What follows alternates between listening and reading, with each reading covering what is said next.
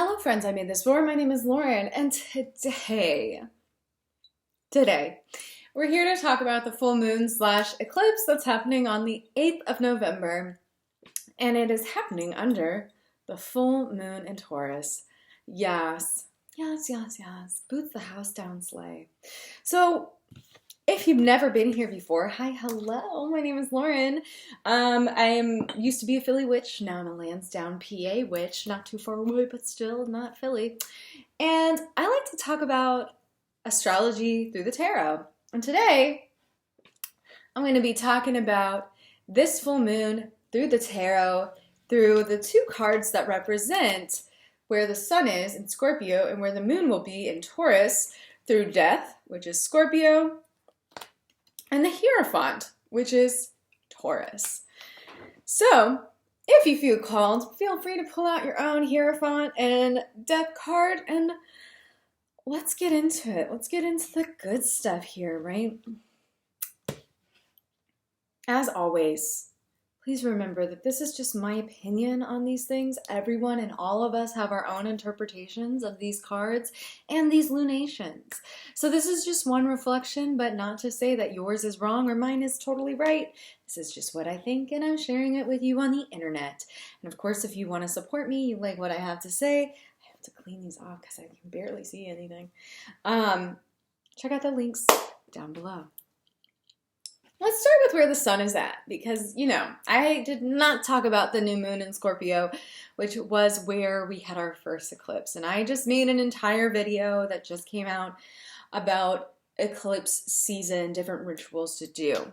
So what I'm really going to focus on is on this lunation. I'm not going to focus so much on the eclipse aspect, but I will say here today, if you didn't see those other videos, or other videos I make about eclipses, this is a 6-month cycle, and it is all based on where our nodes are at, where the 6-month cycle will be. So this 6-month cycle is happening now because our nodes are in Taurus and Scorpio. And so that's where things are going to be for the next 2 years. This can be an energy that we tap into, and like reoccurring themes. It might affect you more depending on where these are showing up in your chart. If you have strong placements with Scorpio or strong placements with Taurus, it's going to be a little bit more than you might expect. But that is not to say that every eclipse season is pure chaos. It's just heightened emotions, heightened feelings, and we are collectively experiencing it. So with that said, let's talk about death and Scorpio. Death is a beautiful card. Honestly, it's one of my favorites because it is all about where we begin again. And in fact, on Patreon, I did a whole ritual around death and the word begin, as death begins our process of rebirth. We cannot create change until old shit dies, and death is here to do the dirty work. So in this old interpretation of, classic really, it's an interpretation of death, we see the Pope is right in front of death, along with other people. A king has his crown knocked off. It's really here to remind us that death comes for us all. It's the great equilibrium. It's the great equalizer. You might have a lot of money, but you're still going to turn into worm poop one day. Isn't that neat? Or you might not have any money, but you're going to be worm poop just like the other guy with a lot. So yay us. When I see death come up, it's usually a moment to say, you know what, I need to release control over some shit. And the thing about Scorpio, when we think about it, is there can be a lot of like this controlling avenue, but really Scorpio just wants to have real awareness. Scorpio wants to be in the know. Scorpio doesn't need to know everything. It doesn't need to be in control, but it wants to know what to expect, to plan. Scorpio energy has a lot of energy around really being aware of what others are doing and how it affects individuals and collective. So you might have a Scorpio friend who you're like, wow, this person is petty as fuck. But are they petty? Or are they just very aware and they can't let go of that awareness? Let your petty friend be. They're trying their best. So when we're in Scorpio season, this is also around the time when death starts. We start to really notice the leaves of fall here in PA. All the leaves have turned and a lot of them are gone. So with this process, we are deepening our connection to release and death. We are allowing ourselves to be present with this energy and to really like sit with it heavy. This is an invitation to really be mindful of where things need to die within our own lives. What do we need to let go of? Because fuck it, man. It's coming for us all. It might seem dark and dreary, but there is a sun either rising or setting, and that is a reminder that all of this is for a purpose. It is with the intention of creating change, which is necessary. Nothing blooms all year. Nothing. Just kidding, some stuff does. Anyway, here is the Hierophant. This is our card for Taurus. And with this lunation, with this full moon, we are being asked to ask, how are we giving our authority away when it comes to our spiritual ideology? And where do we step up as our own authority in our spiritual world? So we can either choose to be these two friendos in the front listening, or we can be the motherfucker with the staff and the fingers up connecting to spirit. We also see the two pillars, which represent strength and sturdiness. When we think about Taurus, Taurus is the second sign in the zodiac. So this creates a like grounding sort of energy. The fire of Aries initiates us into the wheel of the year, and Taurus grounds that energy and gives it a place to live, a physical home. This to me also resonates with the fact, the pillars I mean, resonate with the fact that this is a very earthy sign, and it can sometimes not be the most flexible. When we see both Scorpio and Taurus, we have to remember they're two ends of the same spectrum. So these are two signs that heavily focus on pleasure and physical fulfillment, but in very different articulate ways. So with Taurus, it might be more of the actual physical, like tangible, touchable way we feel sexy and nice. And with death being Scorpio, it's more about that intangible, the feelings, the emotions, the way that we feel strong and able to be powerful or feeling connected to someone in a very intimate way, right? Let's look at another pair of cards. The next I'm going to be using to look at is the Medieval Scapini Tarot. And I really love this deck because it is a good callback to the old school interpretations. It looks very old school, but I believe it came out in the 90s.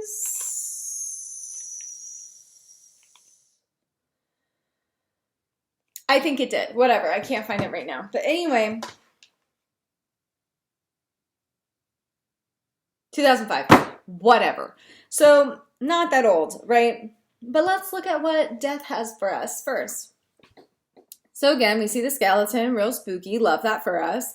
But the skeleton is dancing on the waters where maybe the water river Styx, where all people must cross. There's different faces. We see a man, woman, and a child. We see hands coming up. And again, we get the same vibe from this interpretation of the death card that reminds us, yes, death comes for us all. But it's not all doom and gloom. Look how happy he is. He's literally dancing with what looks like a spine and having his best time. So remember, if you're having a hard time, this is a sign to dance with this, the skeleton of your enemies over their grave. Just kidding.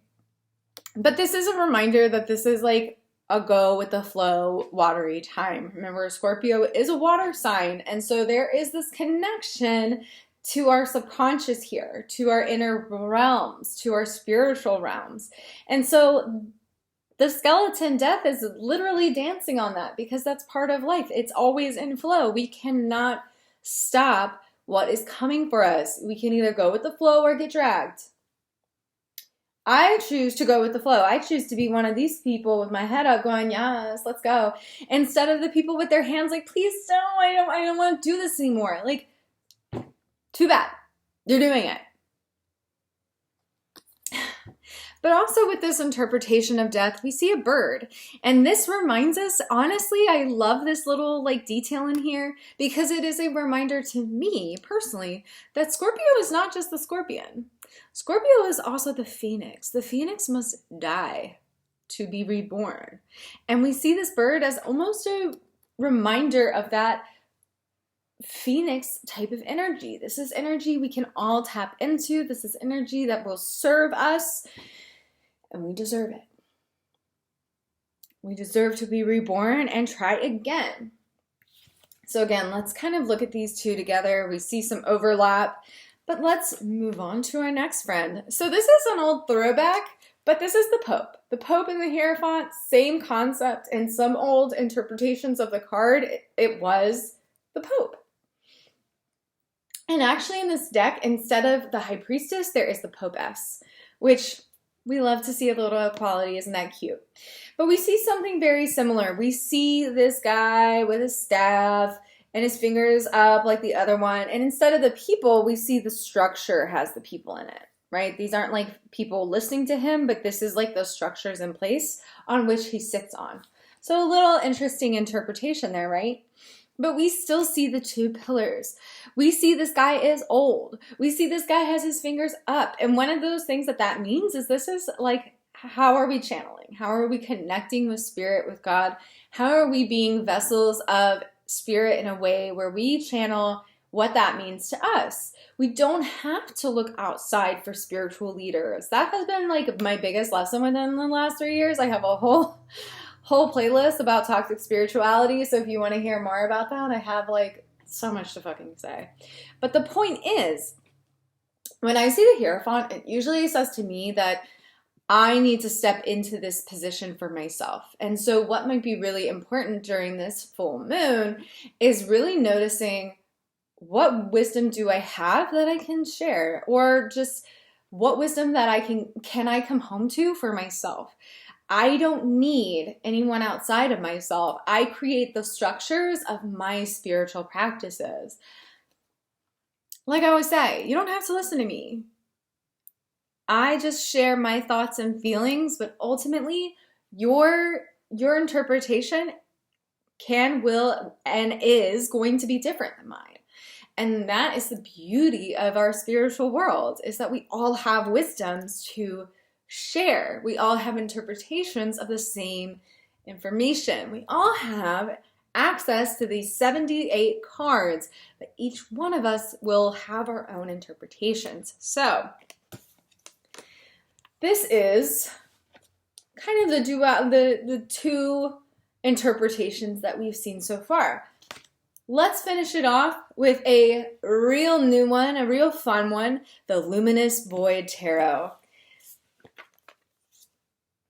Luminous Void Tarot is very simple and esoteric, so this is going to be quick so you can go back to whatever the fuck else you've been doing today. This is death. Of course it is. Why wouldn't it be? Death is here with a big old rainbow skull, and that is perfect. The rainbow within the skull, to me, harkens back to my Christian upbringing. And now, don't run away quite quick. But what did the rainbow represent in the Bible? Well, it represented God's promise to never flood the world again.